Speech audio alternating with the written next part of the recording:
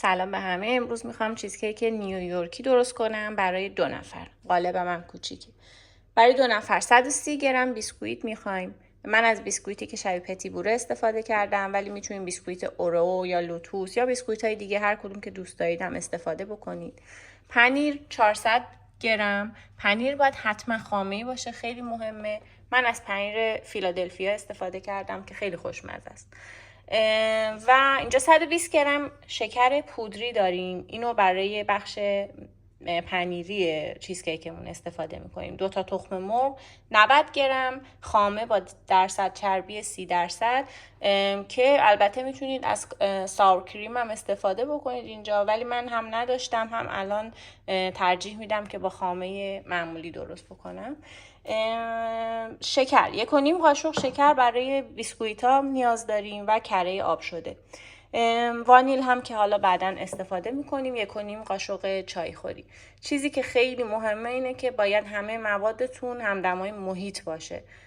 اگر پنیرتون خامتون توی یخچاله باید حتما درش بیارید، بذارید تو محیط قرار بگیره، همدمای محیط باشه، چون که اونجوری بافت خوبی بهتون نمیده. من بیسکویت ها ریختم توی خردکن. اگر خردکن ندارید میتونید بریزید توی مثلا یه زیپ کیپی، یه پلاستیکی و با گوشکوب بکوبیدش. فرقی نمیکنه که چجوری پودرشون بکنید. خب بیسکویت همون پودر شد. حالا کره رو که از قبل آب شده بهش اضافه میکنیم. باز هم یه دور دیگه اینو با کره توی خردکن هم میزنیم. خب ما الان کره هم ریختیم. این باید یه بافت حالت ماسه‌ای شنی مثل دم ساحل که شنا هستن داشته باشه، که الان میبینیم که کامل این بافت رو داره. در نتیجه همینقدر کره بستشه. بیشتر از این بریزیم خیلی سفت میشه، بعدن توی چیزکیک زیر دندون حس خوبی نمیده. حالا بیسکویتمون رو میریزیم توی قالبمون.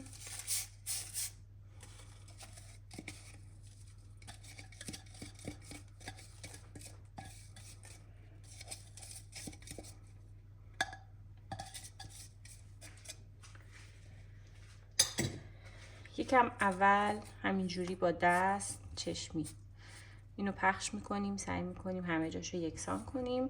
بعد با ته یه لیوانی، ته یه شیشه‌ای اینو باید بکوبیم. من یکم هم روی دیواره هاش میارم، الان بهتون نشون میدم.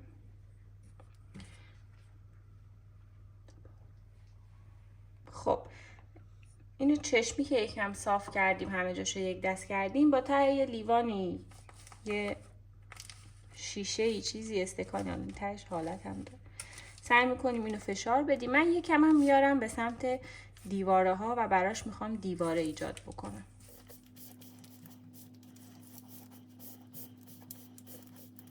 خب بیسکویت ها رو که یه دست کردیم و فشار دادیم، الان باید این قالبمون 15 دقیقه بره توی فری که از قبل گرمش کردیم و بعد در حالی که داره این آماده میشه ما پنیر داخل چیزکیکمون رو درست. حالا میخوایم پنیرمون رو آماده کنیم.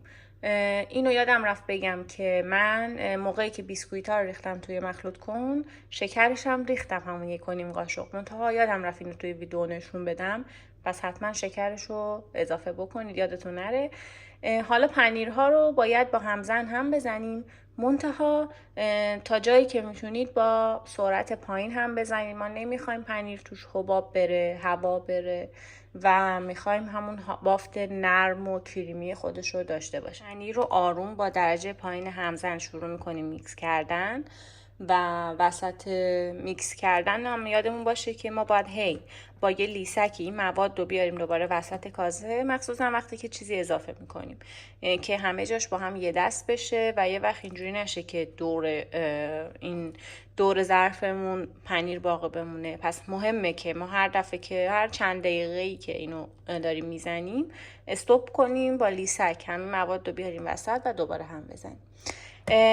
یه مقدار که پنیرها نرم شد، خامه‌ای شد، میتونیم بهش خامه رو اضافه کنیم و دوباره با میکسر یکم هم میزنیم. الان باید با لیسک همه مواد رو بیاریم وسط. تخم مرغا رو میخوایم اضافه کنیم، باید دونه دونه اضافه کنیم. منتها اول شکر رو من با الک میریزم این تو، ذره ذره میکس میکنم، بعدش تخم مرغ‌ها رو دونه دونه. من با لیسک دور کاسه رو تمیز کردم، یه مقدار از شکر رو اضافه کردم. الان هم میزنیم، باز دوباره یکم که گذشت به شکر رو اضافه میکنم. تو 2 مرحله تا 2 مرحله شکر رو اضافه میکنیم. تخم مرغ رو هم دونه دونه. این الان دورش هم نمیخوره، این لیسک خیلی مهمه، پس حتما باید مواد رو هی با لیسک از دور تا دور بیاریم وسط و خودمون هم دستی کمک بکنیم.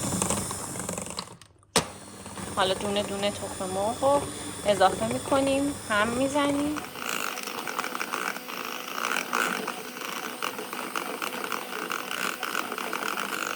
با تخم مرغ دوم من وانیل هم 1.5 قاشق چای خوری به موادمون اضافه میکنم.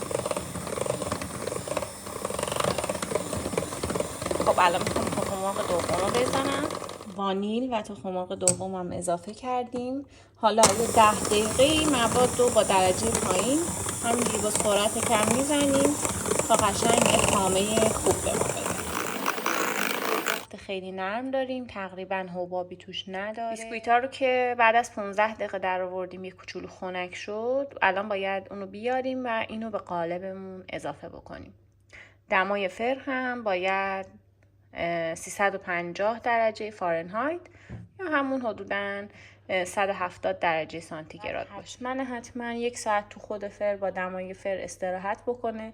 اصلا نباید یهو درش بیارید، چون که ممکنه ترک بگیره. یعنی وقتی شما سریع درش بیارید احتمالاً چیزکیکتون ترک میگیره. چیزکیک رو گذاشتم پایینش هم یه ظرف آب جوشه برای اینکه احتمال ترک خوردن چیزکیک رو کم کنیم. چیزکیک رو از قالب در آوردیم، همونجوری که می‌بینید اصلا ترک بر نداشته، اون به خاطر اون آبی که گذاشتیم توی فر.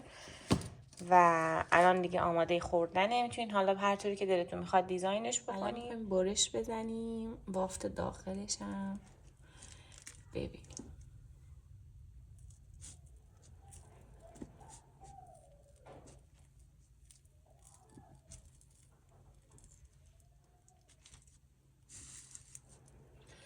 حواستون باشه چاقو رو ببرید تا ته که بیسکویتش هم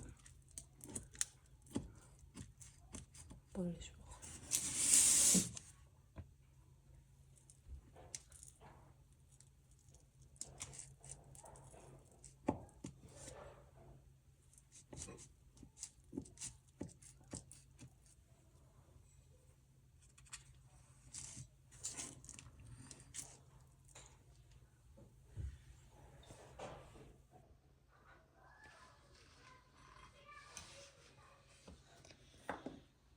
اینم چیزکیک ما.